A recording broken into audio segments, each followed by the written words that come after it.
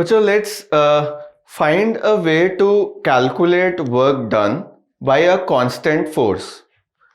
ठीक है, एक छोटा सा डायग्राम दिखाता हूं मैं कि भाई एक पर्सन है, वो एक ब्लॉक को राइट डायरेक्शन में मूव करने की कोशिश कर रहा है। ठीक है, तो अगर कोई ब्लॉक है तो उस पे फ्रिक्शन होगा ऑब्वियसली, और अगर आप एक कांस्टेंट वेलोसिटी से लेके जाना चाहते हो इस ब्लॉक को, तो आपको एग्जैक्टली उतना ही फोर्स अप्लाई करना होगा जितना फ्रिक्शन ऑपोजिट डायरेक्शन में लगा हुआ होगा।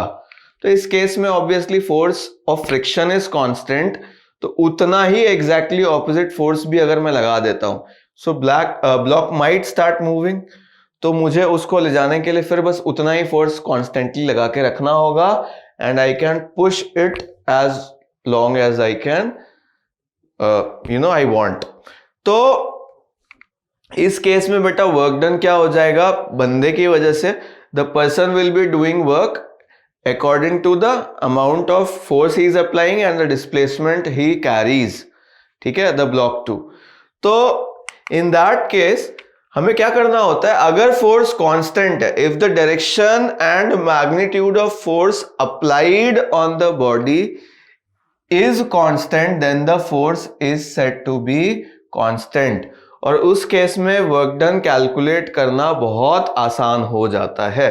सपोज बेटा there is a block, okay, and we try to find work done। ठीक है, ये ब्लॉक है, suppose this is kept on ground, okay, and we apply some force F, ठीक है, और एक स्मॉल डिस्प्लेसमेंट इसमें होता है। कितना small displacement, suppose ds displacement होता है, उसके लिए मैं स्मॉल वर्क डन अभी निकालता हूं। सिर्फ स्मॉल वर्क डन क्यों निकाल रहा हूं, बिकॉज अभी मुझे नहीं पता कि कितनी दूर जाने वाला है। So small work done, if I calculate small work, ठीक है, तो can I write it as dw, it will be equal to f dot ds। ठीक है बच्चों, f डॉट ds का मतलब क्या हो गया, इनके बीच का एंगल भी रिक्वायर्ड होगा। मैंने बोला f ds cos थीटा, ये तो स्मॉल वर्क हो गया फॉर डिस्प्लेसमेंट ds। अब बच्चों सपोज करो कि इसकी पोजीशन इनिशियली यहां पे थी और ये यहां तक पहुंच गया। ठीक है, लेट अस से कि वो टोटल डिस्प्लेसमेंट कितना जाता है, s डिस्प्लेसमेंट जाता है। तो मुझे टोटल वर्क डन निकालने के लिए क्या करना होगा, इंटीग्रेट या एडिशन जो भी करना पड़े। तो मैंने बोला भाई for total work done W will be equal to integration of dW। आगे चलते हैं, integration of F dot ds, जो कि क्या है, F ds cos theta.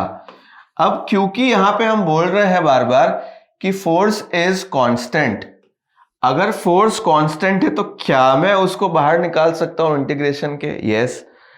cos theta, theta will be also constant with respect to displacement, तो cos theta को भी बाहर निकाल सकता हूं, राइट। तो फिर बचेगा क्या, ds।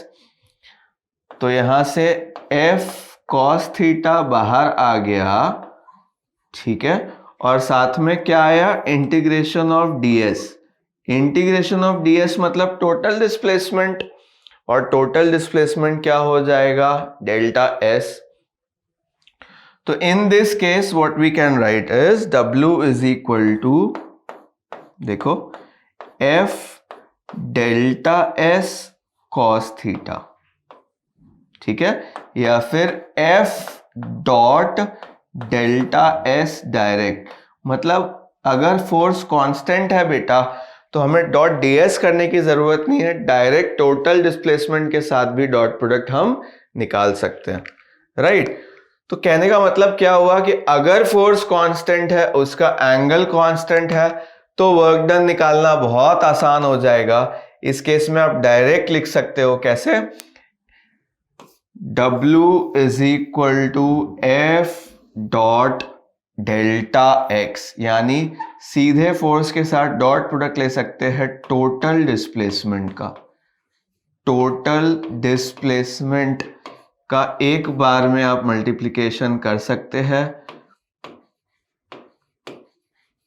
ठीक है, और आपको वर्क डन मिल जाएगा। Work of the force F on the block is proportional to the product of its component in the direction of displacement and the magnitude of displacement delta x. अगर force constant है, total displacement एक साथ रख करके dot product ले लीजिए, आपका काम हो जाएगा, right. F dot D S लिखने की जरूरत नहीं है, उसका इंटीग्रेशन करने की जरूरत नहीं है बार बार, डायरेक्टली हम डिस्प्लेसमेंट लिखकर डॉट प्रोडक्ट ले सकते हैं, ठीक है।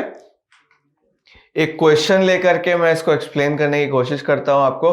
Calculate the work done by a coolie in carrying a load of mass 10 kg on his head when he walks uniformly a distance of 5 meter in the, पहला case क्या है बेटा, हॉरिजॉन्टल डायरेक्शन। देखो, there is a person, he is walking like this, ठीक है, and he is carrying some load on his head. तो अगर इस लोड के बारे में बात करूं तो the coolie is actually applying some force in the upward direction F, gravity is applying some force in the downward direction, कितना होगा वो mg, ठीक है, and the displacement is in the horizontal direction. तो वर्क डन बाय, अगर मैं coolie की बात करूं, ठीक है, तो मुझे कैसे लिखना होगा, F डॉट S। F कितना है बेटा, mg के बराबर होगा, क्योंकि ऊपर नहीं जा रहा नीचे नहीं जा रहा। 10 kg है मतलब 100 न्यूटन। S कितना है, 5 metre into cos theta. Displacement और फोर्स के बीच में आप देख सकते हो कि 90 डिग्री है, तो कॉस 90, और इस केस में बेटा ये वर्क डन कितना आ जाता है, 0। मतलब अगर सिर्फ कोई कूली अपने सर पे ब्लॉक को रख के आगे बढ़ने की कोशिश करता है तो उसका वर्क डन कितना काउंट होगा, 0। सिमिलरली अगर ये सपोज करो कूली वर्टिकल डायरेक्शन में जाने की कोशिश करता किसी लैडर पे, तो कुली का जो फोर्स है वो भी वर्टिकली अपवर्ड्स हो जाएगा, डिस्प्लेसमेंट भी वर्टिकली अपवर्ड्स हो जाएगा, और उस केस में वर्क डन कुछ मिलेगा, वो पॉजिटिव भी हो सकता है। Again I am drawing this, ठीक है। Suppose coolie is holding the block on his head like this, ठीक है, एंड ऑब्वियसली अगर मैं ब्लॉक का फ्री बॉडी डायग्राम बनाऊं तो कुली का फोर्स ऊपर की तरफ, mg का फोर्स नीचे की तरफ, तो coolie must be applying some force in the upward direction to balance this mg, है ना, और ये ऊपर की तरफ ही वर्टिकली ही जा रहा है, सपोज 5 मीटर। तो इस केस में बच्चों जब हम वर्क निकालने की कोशिश करेंगे तो कुली का फोर्स डॉट S डिस्प्लेसमेंट हमें लेना पड़ेगा। कुली का जो फोर्स होगा कम से कम एटलीस्ट 10 kg के वेट जितना, यानी कि 100 न्यूटन होगा। डिस्प्लेसमेंट 5 मीटर, और कॉस फोर्स भी ऊपर, डिस्प्लेसमेंट भी ऊपर, तो कॉस 0 डिग्री। इस केस में बेटा 500 जूल वर्क वो कुली कर देगा इस ब्लॉक पर, and that work is also positive because force भी ऊपर, डिस्प्लेसमेंट भी ऊपर, इसका मतलब सपोर्टिव वर्क है, ठीक है, and that comes out to be positive. बच्चों, let us now discuss the next topic which is work calculation for variable force, ठीक है. What is a variable force that we should understand first of all, and then we can calculate work done. See, if the force applied on a body is changing in direction, okay, or magnitude or both, या तो उसका direction change हो रहा है somehow, और उसके ऊपर जो मैग्नीट्यूड है, फोर्स का जो मैग्नीट्यूड है बॉडी पे वो चेंज हो रहा है, या फिर दोनों चेंज हो रहे हैं, then we say that that type of force is variable. Okay, तो in such a case how do we calculate work done on a body, that we are going to see here. देखो, a variable force does not vary appreciably during infinitesimally small displacement, ठीक है, on its point of application. इसको समझते हैं. देखिए, जैसे suppose करो there is a block, okay, and we have applied some force Fx, but it is not constant, it is changing with suppose displacement. थोड़ी दूर जाते हैं, अभी यहां पे सपोज करो 5 न्यूटन का फोर्स है, बट थोड़ा आगे जाने पे ये 10 न्यूटन बन जाता है. देन सपोज थोड़ा और जाने पे आगे ये 15 न्यूटन बन जाता है. It keeps on changing. Then how do we calculate the work done on this block? तो इस केस में क्या करते हैं, let us say हम अज्यूम कर लें कि ये ब्लॉक थोड़ा सा आगे जा चुका है, यहां पे आ गया, और अब यहां पे जितना फोर्स है Fx वो आप कैलकुलेट करके रखो अपने पास, और dx displacement, small displacement dx, उसको और चला देते हैं. ठीक है. अब क्योंकि बहुत छोटी डिस्प्लेसमेंट है, तो हम ये मान सकते हैं कि उतनी छोटी डिस्प्लेसमेंट के लिए फोर्स थोड़ा सा कांस्टेंट है. ठीक है, और हम उतनी दूर के लिए ही वर्क निकाल लेते हैं. जैसे suppose for very small displacement, for small displacement dx अगर मैं पूछूं, तो वर्क डन क्या मैं dw से डिफाइन कर सकता हूं, और dw क्या हो जाएगा, F डॉट dx. ठीक है, फोर्स और स्मॉल डिस्प्लेसमेंट dx का डॉट प्रोडक्ट, ये हमारे लिए क्या हो गया, स्मॉल डिस्प्लेसमेंट में किया गया work due to this force. अब हमें क्या करना होगा, ये तो सिर्फ इतनी दूर चलने का वर्क डन है, बट हमारा जो बॉडी है वो यहां से यहां, यहां से यहां, यहां से यहां, यहां से यहां, it will keep on moving. तो what we are practically going to do is, for every small displacement, since the force is changing continuously, so 1 by 1 for every dx we have to calculate the work done. यहां से यहां गया तो dw, फिर यहां से यहां गया dw, यहां से यहां गया dw. तो सपोज करो बेटा यहां से यहां तक का डिस्प्लेसमेंट का वर्क डन हमने dw निकाल लिया. ऐसे क्या इन्फिनिटली स्मॉल डिस्प्लेसमेंट्स बहुत सारे होंगे, तो बेटा हमें क्या करना होगा, यहां से यहां गया dw वर्क हुआ, फिर उससे थोड़ी आगे गया dw वर्क हुआ. इस तरह से from the initial position to the final position हम लोग हर छोटे वर्क डन को ऐड करते जाएंगे, राइट. और इन सब के एडिशन के लिए what we have to use, integration. That is the mathematical tool that we use for summing any continuous function. ठीक है, तो ये जो dw हुआ ये हमारे लिए क्या हो गया बेटा, स्मॉल वर्क डन हो गया. तो अगर मुझे टोटल वर्क डन निकालना होगा तो मुझे क्या करना होगा, इंटीग्रेशन की हेल्प लेनी होगी फ्रॉम डिस्प्लेसमेंट, मतलब इनिशियल पोजीशन से लेकर फाइनल पोजीशन तक. तो सारे dw जो स्केलर क्वांटिटीज हैं छोटी छोटी डिस्प्लेसमेंट के लिए, वो एड अप हो जाएंगे और हमें इनिशियल टू फाइनल पोजीशन जो भी वर्क आएगा वो कैलकुलेट होके फाइनल वर्क के फॉर्म में मिल जाएगा.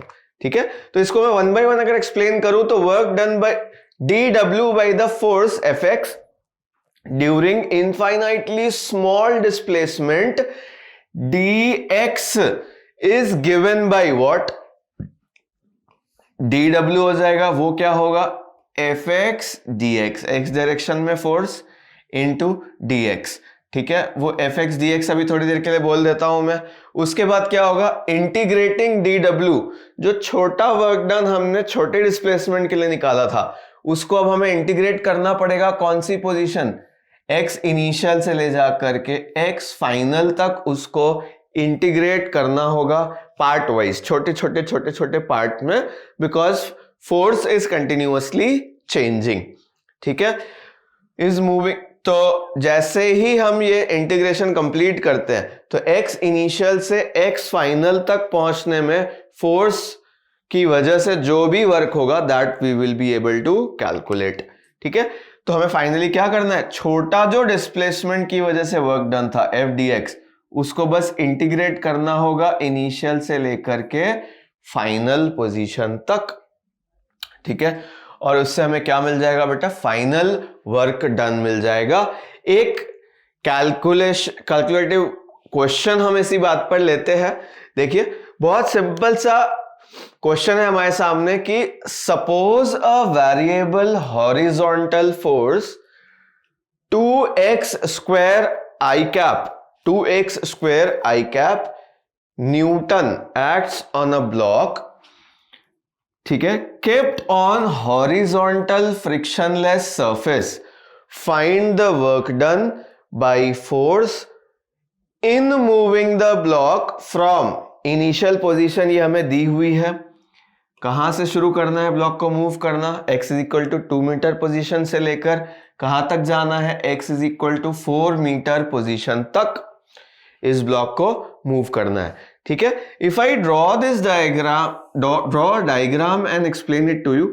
सपोज करो बेटा x is equal to 2 metre यहां पे था और x is equal to 4 metre कहीं यहां पे है, ब्लॉक जब कहीं बीच में था, ठीक है, x पोजीशन पर, तब उस पर कुछ फोर्स Fx अप्लाई हो रहा था, ठीक है।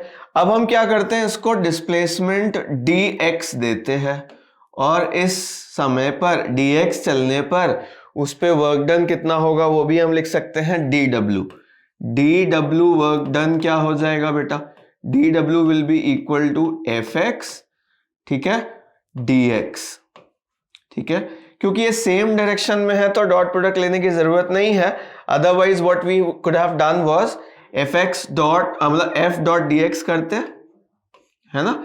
तो यहां पे फोर्स ऑटोमेटिकली देखो किसमें दिया हुआ, आई कैप के साथ दिया हुआ है, 2x स्क्वायर आई कैप डॉट dx, जो x डायरेक्शन में डिस्प्लेसमेंट है उसके साथ भी एक आई कैप चिपका होगा, राइट।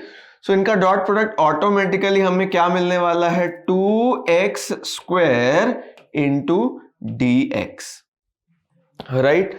ये स्मॉल वर्क डन है, dw वर्क डन है, किस डिस्प्लेसमेंट के लिए, यहां से बस dx आगे जाने के लिए, ठीक है। लेकिन हमें कंटिन्यूअसली कहां से कहां ले जाना है, x is equal to 2 position से धीरे धीरे धीरे धीरे चलाते हुए ले जाना है x is equal to 4 position तक।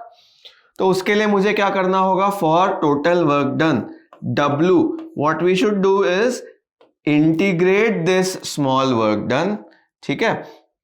तो 2x स्क्वायर dx, अब हमें पूछा गया कि भाई x इनिशियल कहां पे है, तो x इनिशियल अगर मैं पूछूं तो आप लिखोगे कि इनिशियल पोजीशन सर थी कहां पे बेटा, x इज इक्वल टू 2, ठीक है, और फाइनली कहां तक है, x फाइनल अगर मैं पूछूं तो आप लिखोगे x इज इक्वल टू 4 तक, ठीक है। अगर इस इंटीग्रेशन को बेटा हम लोग कंप्लीट कर ले तो हमारा calculation finally work done they देगा, राइट।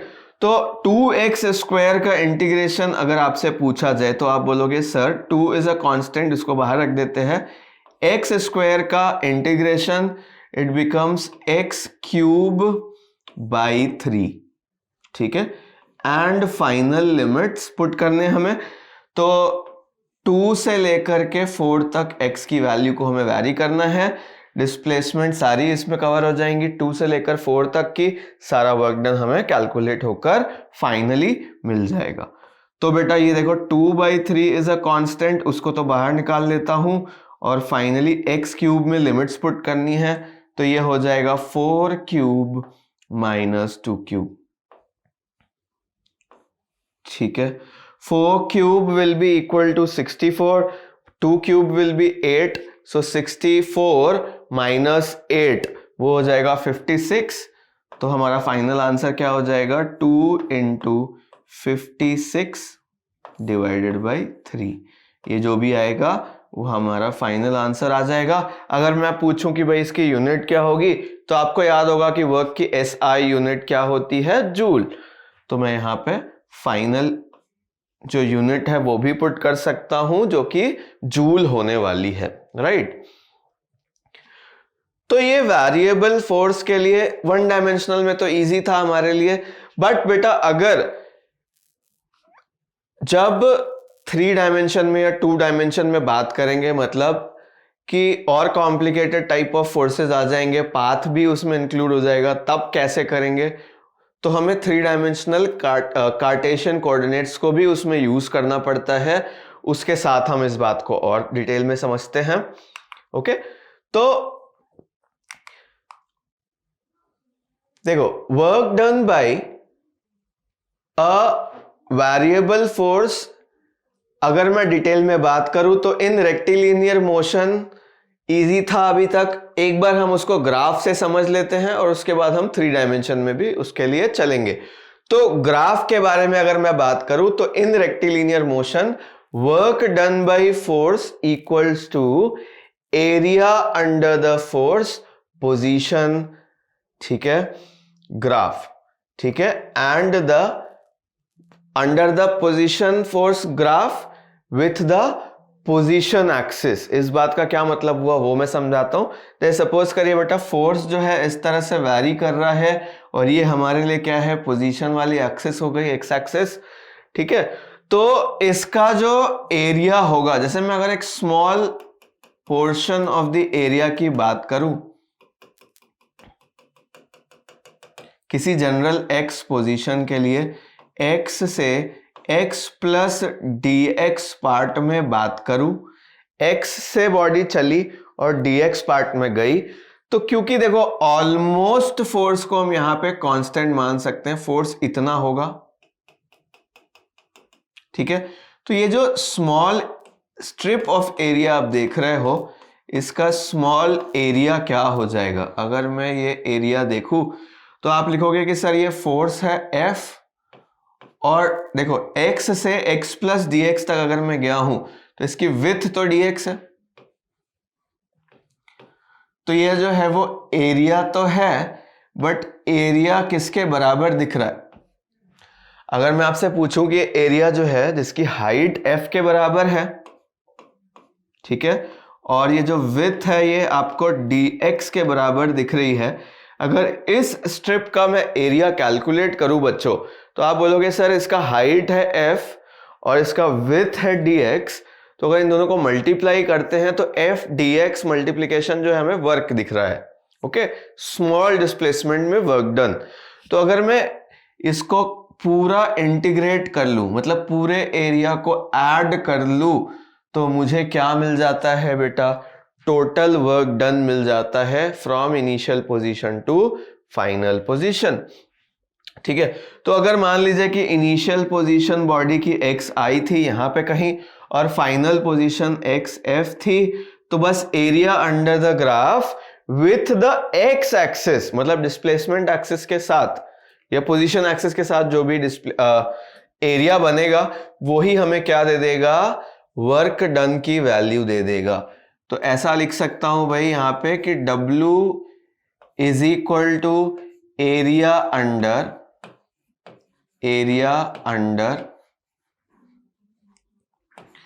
फोर्स पोजीशन ग्राफ, ठीक है, area under force position graph, ठीक है, विथ पोजीशन एक्सिस। अच्छा, ये बात ध्यान रखनी है कि अगर ये एरिया ऊपर की तरफ बना है तो उसको पॉजिटिव वर्क हम कंसिडर करते हैं, और अगर ये एरिया नीचे की तरफ बना है तो उसको हम नेगेटिव वर्क डन कंसिडर करते हैं। ये ध्यान में रखना चाहिए हमको। और फिर जहां से जहां तक हमें मिलेगा उस एरिया, जिस भी पोजीशन से बोला जाएगा उस पोजीशन से एक वर्टिकल लाइन ड्रॉ करो। जहां तक बोला है वहां पे एक वर्टिकल लाइन ड्रॉ करो और उसके बाद पूरे एरिया को क्या कर लो, सम अप कर लो, आपको टोटल वर्क डन मिल जाएगा। ठीक है, calculated from initial to final position,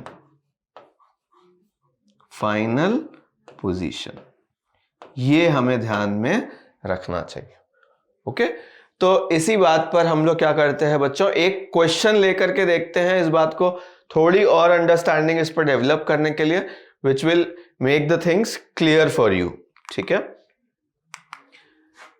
देखो, a horizontal force F is used to pull a box placed on floor. ठीक है, variation in the force with the position coordinate x measured along the floor is shown in the graph. कहना चाहता है कि force एक variable force है, force की value position के साथ, मतलब x की वैल्यू के साथ इस तरह से वैरी हो रहा है। इस ग्राफ को देख के हम समझाता हूं मैं पहले तो। जैसे मैंने बोला भाई x इज इक्वल टू 0 पे फोर्स की वैल्यू कितनी है, तो आप देखोगे और बोलोगे सर फोर्स की वैल्यू 10 न्यूटन है। मैंने पूछा भाई x इज इक्वल टू 5 तक भी फोर्स की वैल्यू क्या कांस्टेंट है, तो बोलोगे सर बिल्कुल कांस्टेंट है, देखिए 10 न्यूटन ही है। फिर मैंने बोला क्या फोर्स की वैल्यू और आगे जाने पे भी कांस्टेंट है, नहीं sir, x is equal to 5 से आगे बढ़ेगा जब ब्लॉक तो फोर्स की वैल्यू कम होने लग जाएगी और 10 मीटर पर जाकर फोर्स की वैल्यू 0 हो जाएगी, मतलब फोर्स विल बिकम 0। क्या फिर फोर्स और चेंज होता रहेगा? यस सर, फोर्स का साइन अब उल्टा हो जाएगा और नेगेटिव डायरेक्शन में बढ़ने लग जाएगा। ठीक है, सिमेट्री से हम ये बोल सकते हैं कि भाई 15 मीटर पे जो फोर्स की वैल्यू है वो कितनी हो जाएगी, -10 न्यूटन। -10 न्यूटन का मतलब अगर positive force plus x direction में लग रहा है तो माइनस फोर्स, माइनस की वैल्यू का मतलब क्या है, ऑपोजिट डायरेक्शन में, -x डायरेक्शन में वो फोर्स एक्ट कर रहा होगा। ठीक है, 0 से 10 न्यूटन में अगर बेटा ये बॉडी रखी थी इस फ्लैट सरफेस पे, तो 0 से 10 मीटर तक जब तक बॉडी थी, मान लो ये x इज इक्वल टू 0 है, ठीक है, और कहीं आगे जाकर के उसकी position x is equal to 10 बन जाती है, तब तक फोर्स उस पे आगे की तरफ ही लग रहा है।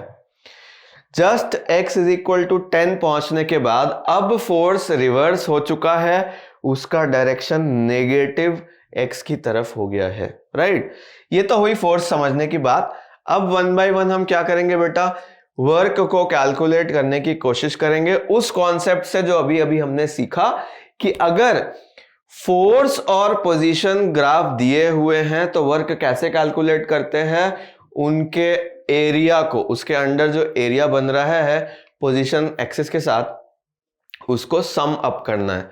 ठीक है, calculate work done by the force in moving the box from x is equal to 0 to x is equal to 10 metre. देखो भाई ये तो बड़ी इजी सी बात हो गई, हमसे कहता है कि x is equal to 10 metre तक का वर्क डन कैलकुलेट करो। तो मैंने बोला देखो फोर्स की वजह से वर्क डन कहां से कहां तक, x is equal to 0 to x is equal to 10 तक बात करनी है। तो ये डायरेक्टली हमें कैसे समझना है भाई, एरिया अंडर, ठीक है, एफ एक्स ग्राफ। ओके बच्चों, area under F x graph from कहां से कहां तक, तो हम लेंगे x इज इक्वल टू, जहां से क्वेश्चन में बोला है 0 से शुरू करना है, 2 x इज इक्वल टू कहां तक, 10 मीटर तक जाना पड़ेगा।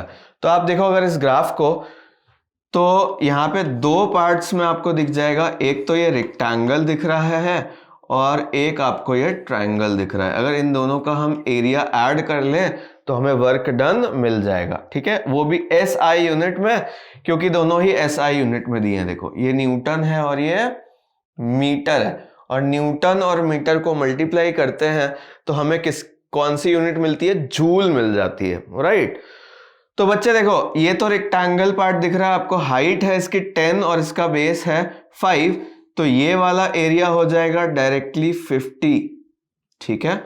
और ये एक ट्रायंगल है, हाफ इनटू बेस मतलब कि 5, देखो 5 to 10 मतलब 5 into half into base into height होता है ट्रायंगल का एरिया। बेस मैंने देखो 5 से 10 मतलब 5 और हाइट है इसकी 10, तो ये एरिया आपको 25 के बराबर दिख जाएगा, ठीक है, 25। तो टोटल एरिया अगर मैं लिखूं तो बेटा क्या हो जाएगा, area of rectangle plus area of triangle 50 plus 25, okay, that will be equal to 75 joule. Okay, तो ये पार्ट हो गया हमारा फर्स्ट पार्ट इस क्वेश्चन का, जिसमें हमने क्या किया, area under the F x graph calculate किया फ्रॉम डिस्प्लेसमेंट 0 to 10, ठीक है। बहुत ही इजी क्वेश्चन हो गया ये। इसका एक और पार्ट हम लोग कंसिडर करते हैं बच्चों, देखिए, calculate work done by the force in moving the box from 10 to 15 metre. ये भी इजी ही है। देखो ये हुई हमारी इनिशियल पोजीशन और दूसरी वाली 15 मीटर क्या हो गई हमारे लिए, फाइनल पोजीशन। तो मुझे क्या करना होगा, एक्चुअली 10 से लेकर के 15 तक का पूरा एरिया कैलकुलेट करना होगा, ठीक है। तो वर्क अगर मैं कैलकुलेट करने जाऊं बेटा कहां से कहां तक, x is equal to 10 to x is equal to 15 metre तक, ठीक है। तो डायरेक्टली हमें एरिया कहां से कहां तक कैलकुलेट करना है, वो शेडेड एरिया। अब ये शेडेड एरिया आपको दिख रहा होगा बेटा, देखो बेस कितना है इसका, देखो ये ट्रायंगल है तो मैं लिखता हूं half into base into height, तो हाफ, बिल्कुल सही बात है। बेस कितना हो गया, 10 से 15 मतलब 5, ठीक है, इंटू बेटा अगर मैं हाइट कैलकुलेट करूं तो हाइट आपको क्योंकि नीचे की तरफ दिख रही है मतलब फोर्स नेगेटिव है, और नेगेटिव फोर्स का मतलब क्या हुआ हमारे लिए कि वर्क डन कैसा होने वाला है, नेगेटिव। तो या तो मैं यहीं पे ऑटोमेटिकली ये वाली हाइट नेगेटिव लिख दूं भाई, -10, तो ऐसे लिख सकता हूं कि भाई -10 यहां लिखा और इससे मुझे डायरेक्टली मिल गया कितना, हाफ इंटू 5 इंटू 10 यानी कि -25 जूल, ठीक है। एक तरीका तो ये था समझने का कि भाई हाइट नेगेटिव है इसलिए हमारा एरिया भी नेगेटिव है, तो डायरेक्टली माइनस साइन लगा करके यहां लिख दिया। दूसरा समझने का तरीका क्या हुआ बेटा कि ये एरिया क्योंकि पोजीशन एक्सिस से नीचे की तरफ बना है तो उस एरिया को हम क्या कंसिडर करते हैं, नेगेटिव। ऐसे भी समझ सकते हो कि यहाँ पे वर्क डन कैसा आने वाला है, नेगेटिव। तीसरा तरीका कैसे समझ सकते हैं कि नेगेटिव क्यों आया, देखो डिस्प्लेसमेंट पॉजिटिव डायरेक्शन में हो रही है, ठीक है, तो x तो हमारा कैसा हो गया, पॉजिटिव, और फोर्स की वैल्यू कैसी है इस पूरे पोर्शन में, नेगेटिव है। अगर मैं बात करूं x is equal to 10 metre पे तो 0 है, और उसके बाद सभी जगहों पर अगर फोर्स की वैल्यू कैलकुलेट करी जाए तो वो नेगेटिव x डायरेक्शन में, नेगेटिव वैल्यू है फोर्स की, तो डिस्प्लेसमेंट इधर और फोर्स ऑपोजिट लग रही होगी समझने के लिए। तो क्योंकि फोर्स अपोज कर रहा है डिस्प्लेसमेंट का, इसका मतलब फोर्स जरूर कैसा होगा, नेगेटिव होगा। तो जैसे भी हम समझे, बट ये नेगेटिव साइन हमें समझना पड़ेगा कि 10 से 15 मीटर तक जो वर्क डन की वैल्यू आई है वो नेगेटिव वर्क डन होगा। I hope it is clear बच्चों। एक और क्वेश्चन इसी क्वेश्चन से रिलेटेड है, एक पार्ट, उसको भी हम यहां पे देखते हैं। Calculate work done by the force in moving the box from x is equal to 0 meter to x is equal to 15 metre. इसमें क्या करना है, उसने बोला कि भाई बॉडी को हम एक साथ ले जाएंगे 0 से लेकर 15 तक, आप टोटल वर्क डन बताओ। तो मैंने बोला भाई इजी है, पूरा वर्क डन कैलकुलेट करना है। ये वाला रेक्टेंगल लेंगे,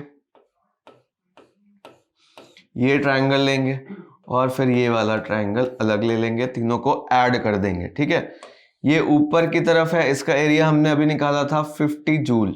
ये वर्क डन है, 50 आएगा इसका वैल्यू, अभी अभी देखा था हमने। इसको ट्रायंगल देख रहे हो, इसका वैल्यू भी क्योंकि ऊपर की तरफ ग्राफ बना हुआ है पॉजिटिव आने वाला है, 25 joule positive work done. Similarly ये वाला उतना ही एरिया था, बट ये क्योंकि नीचे बना हुआ है तो इसका वर्क डन हमने नेगेटिव कंसिडर किया था, तो -25 जूल हो गया। अब क्या करना है, टोटल वर्क डन के लिए W नेट कितना हो जाएगा बच्चों, 50 25 -25, टोटल वर्क डन यहां पे क्या आ जाएगा 50 जूल।